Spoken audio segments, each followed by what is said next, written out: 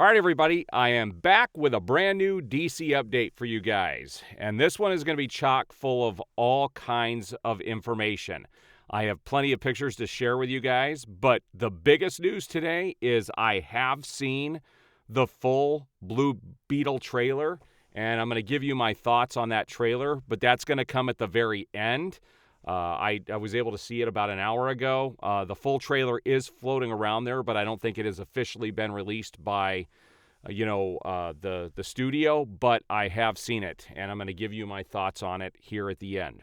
But let's take a look at some of the screen grabs I took over the weekend. So the first photo I have here, and this rumor has been floating around for a while, that that the actual Justice League film that they have planned for the future is going to be directed by Andy Muschietti, and it's going to be based off of the New Frontier storyline with the Center as the villain. My thoughts on this, too soon, a bizarre story to be telling to launch a universe. I do own that movie. I've seen it, but I would not choose to make that out of a film to launch the Justice League film. I just wouldn't. It's kind of a bizarre choice, in my opinion. All right, so here's another photo, and this has to do with Green Lantern, the scene that was shot by Zack Snyder for Zack Snyder's Justice League that the studio would not allow him to release. And he was going to be played by Wayne T. Carr. They also had Kilogrog there, but there's a rumor, and I did talk about this over the last couple of weeks, but there are rumors now that this scene is going to be shown at that charity event at the SnyderCon that's coming up at the end of this month. So there are more rumors of this, more people talking about it, and I'm betting it is going to happen, and I just hope that the people who aren't there do eventually get to see this scene, and that maybe they'll add it on to, the streaming services. And, if you've purchased it, I have the digital code. I purchased it on Vudu. Hopefully, they would release that scene to be added into the movie if you want to watch it. I think that would be phenomenal. The next photo here, David Ayer has released another photo of the Joker. He is constantly posting stuff on Twitter for his Suicide Squad film. And I hope it does get released, because this, to me, looks like, the Joker. Other than the teeth, he does look like the Joker that has been directly ripped out of the comic books for the last 5 to 10 years. I would have loved to seen his whole performance. Over an hour of his scenes were cut. So hopefully we eventually get to see that film as well. All right, the next photo here is Lady Gaga on the set of The Joker 2, the famous steps from the first film. And I actually do have a new picture that did not show up on I can't really show it to you. I've got another picture, but the one I really wanted to show you is not in here, but they do actually have photos of her now dancing exactly the way the Joker did in the first film. So they are going all out, making her definitely a huge part of the sequel. And there will be another photo of her here in a few minutes. All right, now here's another interesting tidbit of news. You could take this with a grain of salt, and we're going to look at these other actors that this person mentions in here.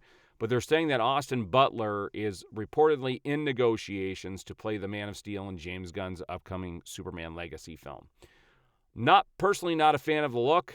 I don't know a lot about Austin Butler. I don't think I've ever seen a single thing he's in. As far as the look goes, he could possibly pull it off, but this is obviously fan art and not what he truly looks like. But they do mention some other people that are auditioning, Spencer Boldman, Michael Bork, and Jamie Flatters. We're going to look at each of these individuals. So here's the first guy, Spencer Boldman. Personally, I don't like his look. He looks too much like Tyler Hoechlin, who is doing the Superman show right now on the CW.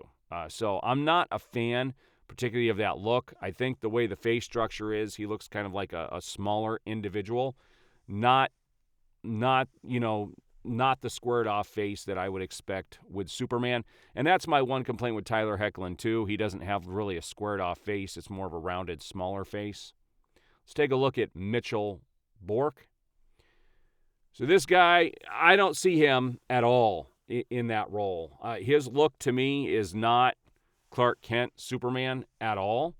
I don't think he could pull it off, but that's another name that they're throwing out there. And then we have Jamie Flatters. So this guy here, again, I don't see him being chosen for that role at all. I think he's got another look that kind of looks like he has a more rounded face than a squared off face. Like this picture in the upper right looks okay. He possibly could play Superman. He does look a little bit older, though, than some of the other guys. Honestly, out of all of them, I think Austin Butler has the best look, but I'm not really a fan of any of these choices, to be honest with you. But who knows who they're actually going to choose at the end of the day. All right, now this is another rumor that's been floating around for a while. A new rumor suggests that Superman will fight the Authority in a future DCU project. In fact, there have been rumors out there that Superman Legacy, that is going to be the villain of Superman Legacy, is the Authority. And that, or at least the ending of it, is going to trail into the Authority film that they do plan on doing, which I think is a very real possibility.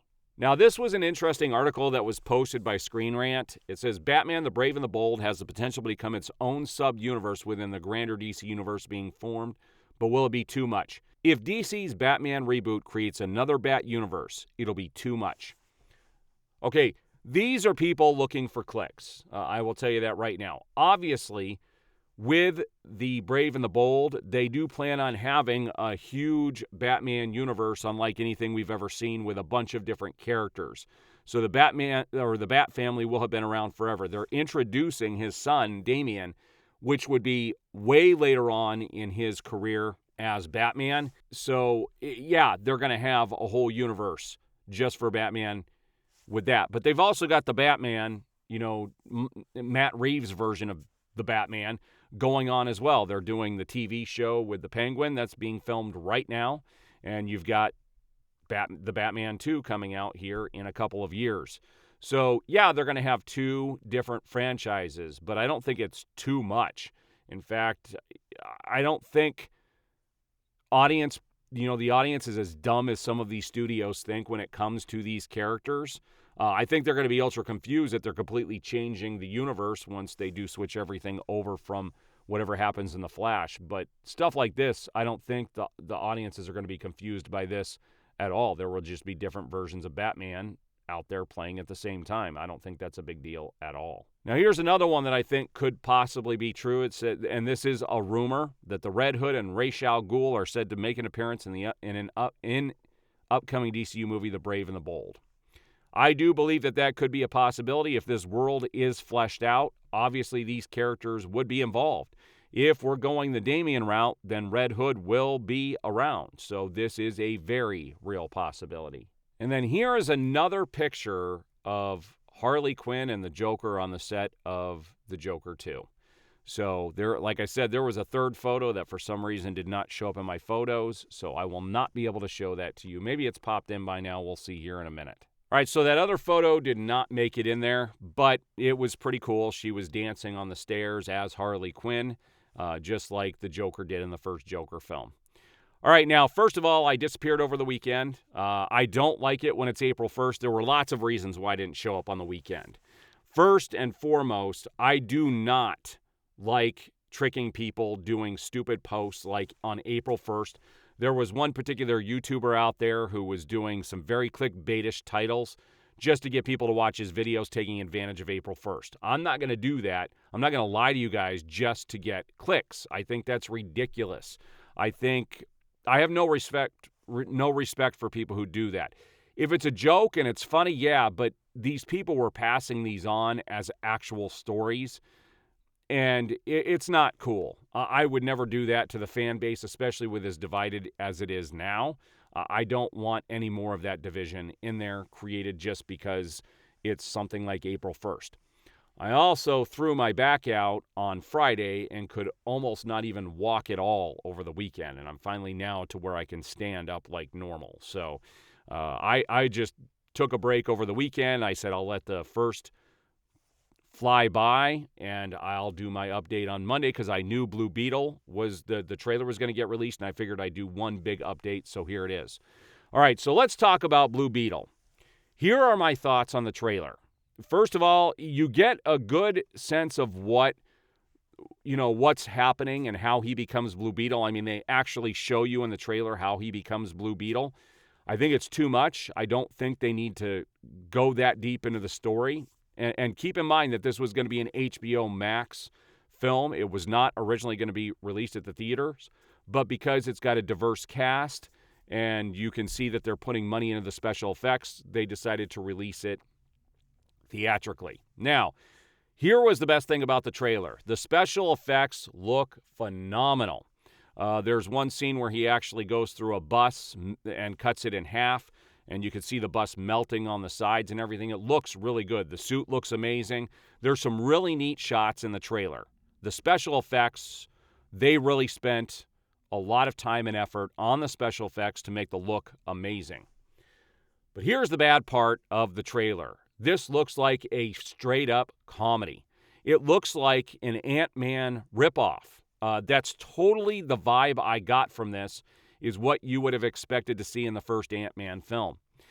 There's also a scene in here where he basically turns into Green Lantern and can create anything he wants. And I don't know enough about the Blue Beetle character to say one way or another whether he has those abilities or not. But there's one scene at the very end of the trailer that was totally Green Lantern, a Green Lantern ripoff type scene, and it was nothing but comedy throughout. I was so disappointed with how they're not taking it seriously.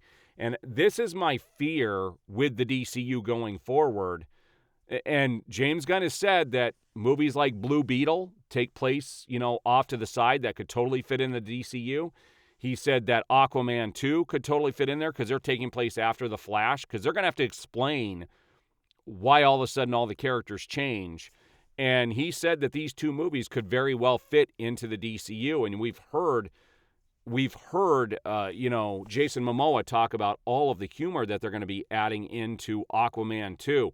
And they've had numerous showings on Aquaman 2, and they get worse and worse with the ratings by the audience.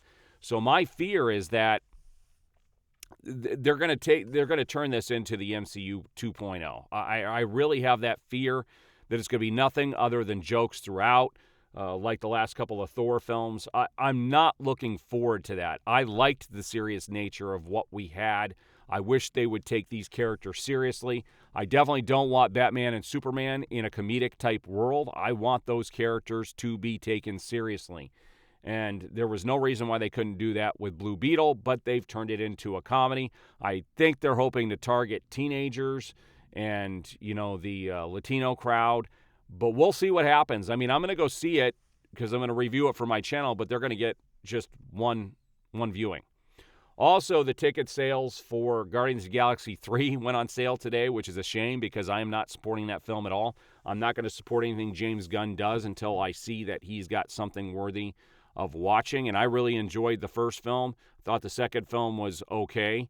I was excited for the third film, but because of his decisions, he's lost my ticket sales.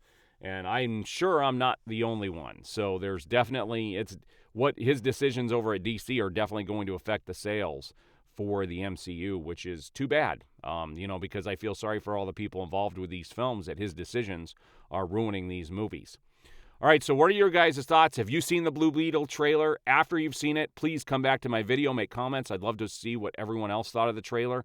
Again, I'm not going to show it. Warner Brothers likes to do strikes on people's channels, so I cannot show the trailer or the audio, and I'm not even sure it has officially been released by the studio, but I did see the actual trailer, and it was not a fan edit. It was the actual trailer. All right, we will see you guys on the next update.